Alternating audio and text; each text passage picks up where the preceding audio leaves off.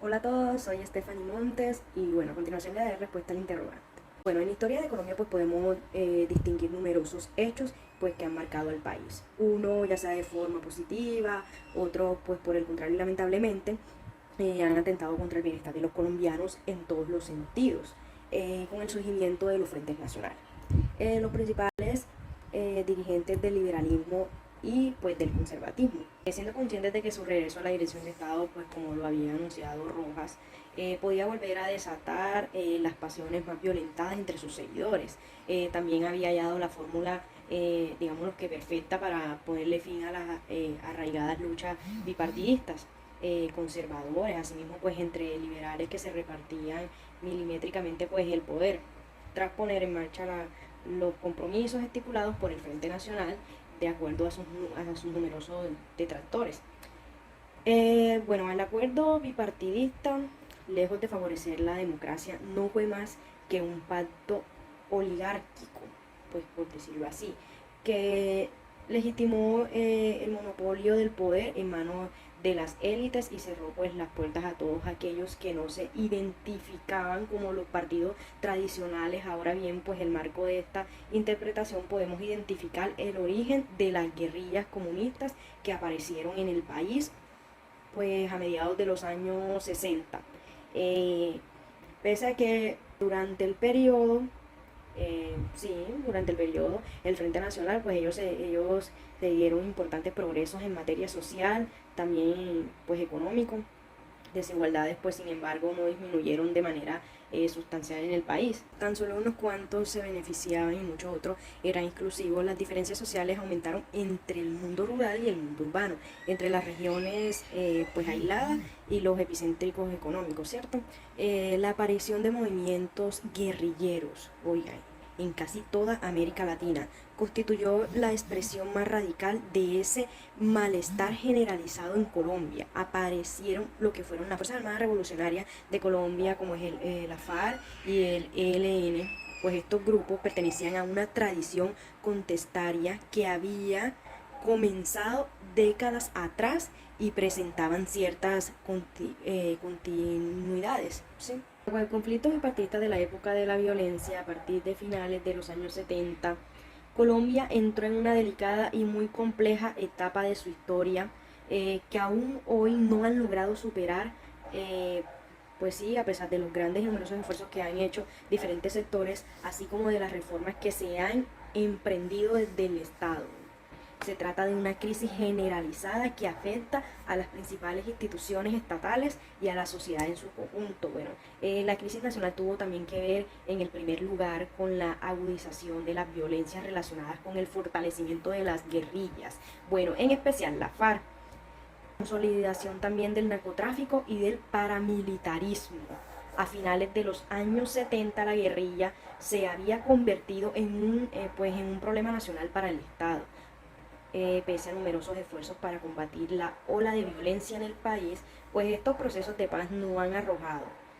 Sin embargo, pues no hay ningún avance significativo con respecto a la guerrilla más poderosa que es la FARC. Este movimiento conoció a partir del gobierno de Betancur. Bueno, sí, un gran fortalecimiento en todos los aspectos, tendencia que se reafirmó en la década. La FARC, para pasar a la ofensiva en la lucha por la toma de poder, consideraron pues necesario fortalecer las finanzas, aumentar el pie de fuerza y conquistar territorios estratégicos. Pues el secuestro, las extorsiones pues a los hacendados y a las multinacionales y los cultivos ilícitos se convirtieron en sus principales fuentes de financiación. El paramilitarismo se consolidó en el mismo momento en que el gobierno de Betancourt puso en marcha el proceso de paz, una iniciativa que intentó privilegiar las reformas políticas y sociales, lo cual directa o indirectamente les dio un gran protagonismo a los movimientos guerrilleros. Las consecuencias del fenómeno paramilitar fueron pues para el Estado, para la sociedad y para la democracia mediante una guerra sucia, muy pero muy bien planificada y financiada, periodísticas, jueces, intelectuales, maestros, sindicalistas, ecologistas, defensores de los derechos humanos, candidatos presidenciales y cientos de miles de campesinos engrosaron la larga y triste lista de víctimas del terror, a pesar de los diferentes logros alcanzados gracias a la Carta Política de 1991 de la democracia. Bueno, Colombiana continuaba al finalizar el siglo profundamente afectada por el conflicto interno y por asimismo, pues en este caso, por el problema social, ¿cierto? En ese contexto, pues fue elegido a la presidencia el liberal Álvaro Uribe, pues después del frustrante proceso de paz de su predecesor. La balanza se inclinaba por un gobierno de mano dura, pues lamentablemente, pese a todos los esfuerzos, es evidente que el poder político y económico han ejercido un dominio casi absoluto sobre la población colombiana. Mi nombre es Luz Carola Flores Manjarres, estudiante de psicología. La historia en Colombia, desde 1958 hasta la era de Álvaro Uribe, ha estado enmarcada por una serie de eventos políticos, sociales, económicos que han influenciado la apreciación de la verdad en el entramado social. Cabe señalar que Colombia siempre ha presentado desde sus inicios diferentes conflictos de crítica de Colombia, por así decirlo. Durante este periodo, Colombia ha experimentado un prolongado conflicto armado interno que involucra la guerrilla, las FARC, paramilitares y fuerzas estatales. En medio de este conflicto, la verdad sobre violaciones a los derechos de los humanos, desplazamientos forzados y otros crímenes han sido distorsionadas o negadas por diversas partes involucradas. Una de esos involucrados es el propio gobierno. Es muy fuerte porque en ese tiempo, y aún se siguen dando, los paramilitares y las fuerzas estatales cerraban, por así decirlo, la boca de los ciudadanos y no los dejaban expresar su opinión. Siempre el poder mandaba y no importando si era verdad o era mentira, ellos eran los que mandaban. Y en ese entonces, la corrupción. La corrupción ha sido constantemente en la política colombiana. Los escándalos de corrupción han minimizado la confianza del público en las instituciones y han generado escepticismo sobre la veracidad de la información proporcionada por el gobierno y otras autoridades, llevando a esto que los ciudadanos no estén seguros, no estén confiados a los gobiernos y a las autoridades al 100%. La corrupción se ha visto desde el comienzo de Colombia como país. También está la propaganda y manipulación de información. Como ya sabemos, la manipulación, la censura es decirlo, como algo de Colombia se ha caracterizado, que siempre quieren mostrar lo que les convenga al gobierno a ciertas personas y no lo que en realidad Colombia o el país o las ciudades estén pasando.